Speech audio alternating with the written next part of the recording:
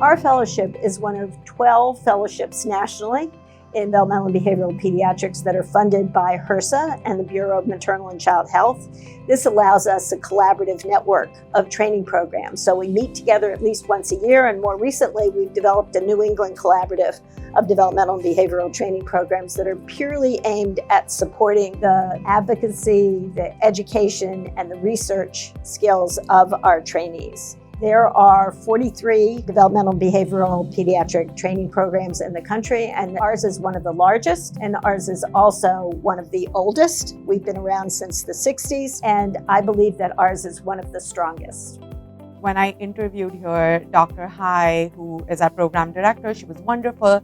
And she told me that essentially one of the biggest strengths of her program was that there's a lot of flexibility in terms of how you want to mold your fellowship experience. So there have been fellows who've been more research inclined, and they've had opportunities to do that and really pursue that aspect of their interests. And then there are fellows who are more clinically inclined, and then there were many fellows like me who wanted to sort of find a balance between both. And I think just having that flexibility to do that. And then there are several other opportunities that I had here through my 2 years of fellowship, I thought were a huge strength to our program.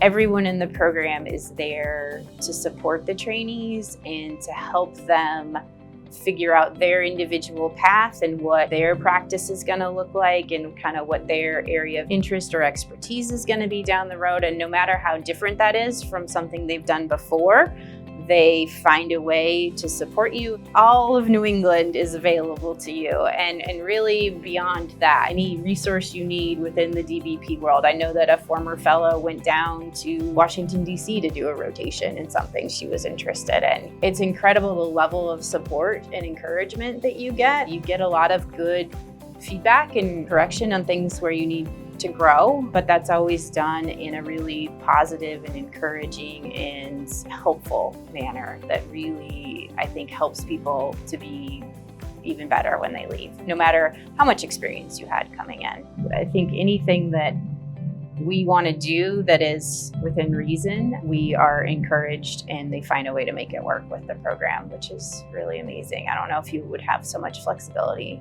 in every other program.